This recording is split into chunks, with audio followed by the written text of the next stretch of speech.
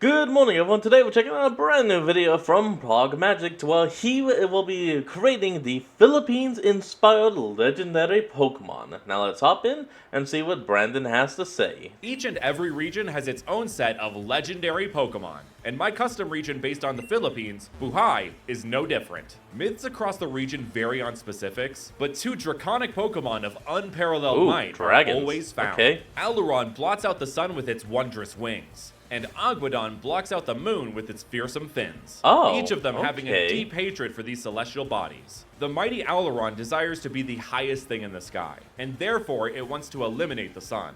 The ferocious Aguadon wishes to be the only thing that controls the waves, and so it wants to erase the moon from the night sky.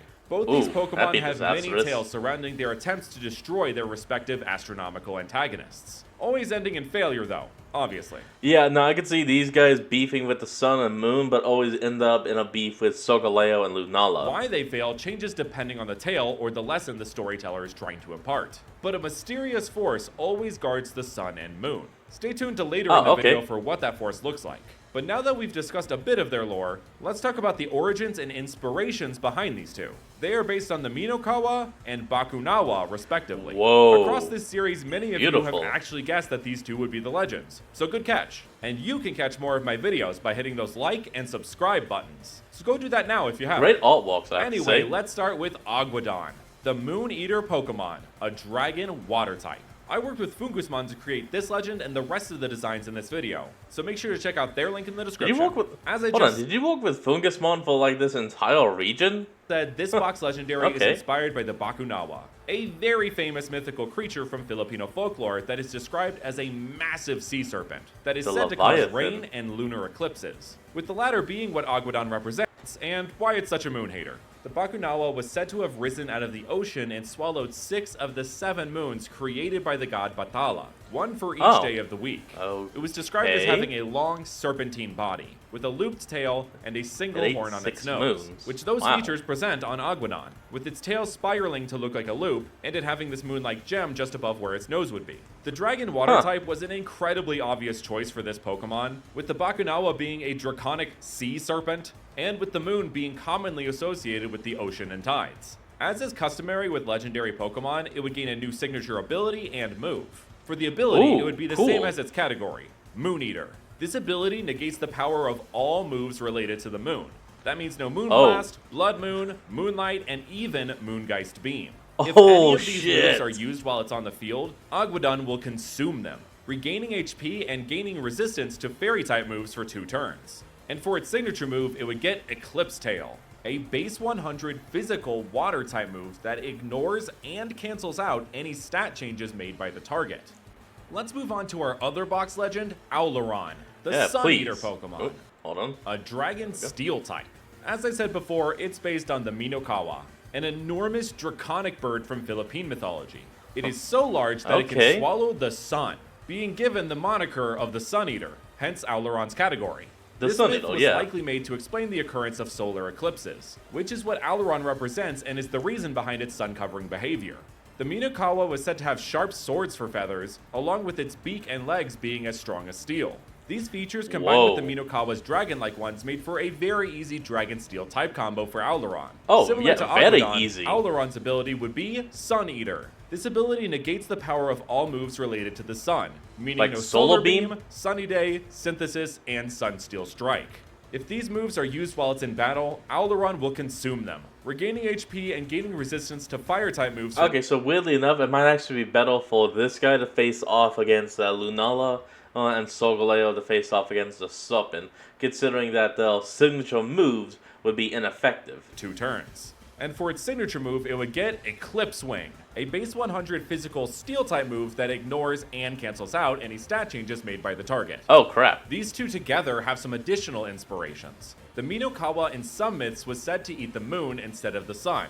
This has led to some interpreting the Minokawa and Bakunawa as Titaness rivals, fighting over who gets to consume the moon. Well, did you know that in Bicolano myth, the Bakunawa has another rival? Her name is Halia, and she is a golden masked goddess of the moon, protecting it from the moon-eating serpent using a blade or other weapon. So let's take a real quick look back at Ailuron.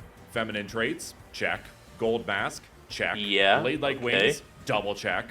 So while Alaron isn't exactly protecting the moon, it's definitely a rival with Aguadon in the cosmic feeding department, both of which getting pissed off at the other in a dude, you're totally stealing my bit kind of way. As far as their name goes, Alaron is a combination of AU, the symbol for gold on the periodic table, Aileron, a synonym for wing, Uliran, which in Tagalog means exemplary or the gold standard, and iron. Aguadon's name is a mixture of AG, the symbol for silver on the periodic table, Agua, a Filipino word for water that comes from the Spanish agua, Adon, which means lord or master in Hebrew, and Odon, which is the Greek suffix meaning tooth, like orthodontist or glyptodon. The gold of Alaron and the silver of Aguadon refers to the golden sunlight and silvery moonlight. Their coloration in general falls in line with previous legends being either the red one or the blue one. Blue, they especially refer to Ho-Oh and Lugia, Groudon and Kyogre, and Solgaleo and Lunala, both in theme and color. Johto and Hoenn are based on Japan, and Alola is based on Hawaii. Those two regions share the Pacific with the Philippines, and are the closest areas to it with existing Pokemon regions, so I thought drawing inspiration from them would be fitting. Hawaii also has a sizable Filipino population, with both being descended from the Austronesian people, a seafaring people that spread across the Pacific. They share that cultural ancestry, and according to Filipino author Lane Wilkin, they even share some myths like Maui, a Polynesian god who you may know from Moana. So I wanted to tie the legends of Alola in with the legends of Buhai, and connect their people even in the Pokemon universe. Very quickly, I just want to acknowledge that I'm aware that Duskmane and Dawnwing's Necrozma represent solar and lunar eclipses, but I thought these two legends stood apart for two reasons. They're actual legends and not just forms, and Necrozma is an Ultra Beast, while these are full-on legendary Pokemon from this world. But native most importantly, Aularon and Aguadon's colors draw from the flag of the Philippines, with Aguadon representing the blue and white, and Aularon representing the yellow or gold and red. Additionally, Aularon represents the sun on the flag. But what about these three stars? What are they represented by? Well, remember that force that seems to protect the sun and moon from these legends? Right. Well, that is a legendary Pokemon in itself. Actually, it's three. To meet Entala, the nature star Pokemon, Watala, the sea star Pokemon, and Dirtala, the earth star Pokemon. Each of these Pokemon has the primary psychic type, with their secondary type presenting in their categories and designs. Water, grass, and ground.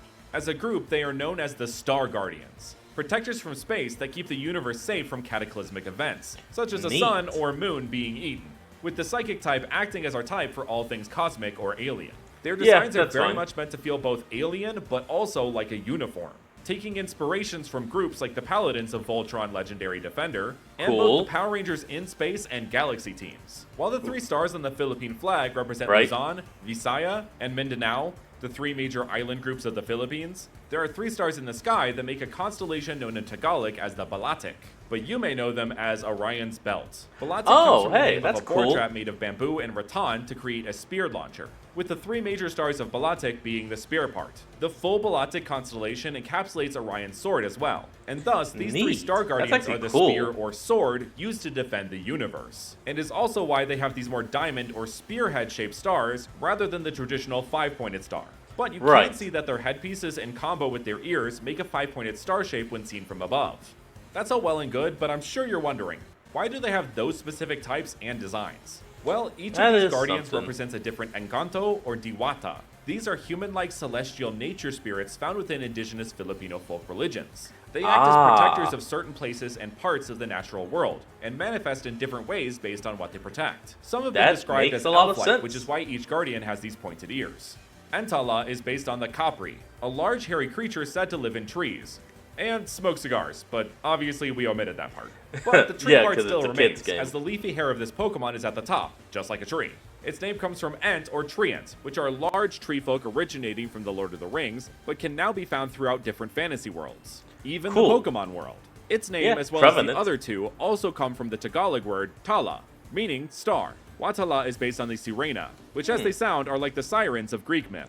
Aquatic humanoids with the tails of fish rather than legs that sing to sailors and especially fishermen to attract and hypnotize them. As such, Sirena are seen as mythical guardians of the water, protecting the life within them from humans. Dirtala is based on the Duende. These are earth spirits akin to goblins or dwarves with long beards, which Dirtala has. But this Pokemon is more specifically inspired by the Nuno Sapunso, also known as the Old Man of the Mound. They are believed to live inside an anthill or termite mound and seek retribution on those who disturb the ground they live upon. Oh, Very, hey, get gross. off my lawn! Energy coming from these guys. But Dirtala's anthill/termite mound beard and headpiece, as well as its nonplussed expression, all come from this creature. All three of the Star Guardians, like many legendary trios before them, would all have the same ability, Cosmic Guard, which prevents them from taking any damage as the result of an ability.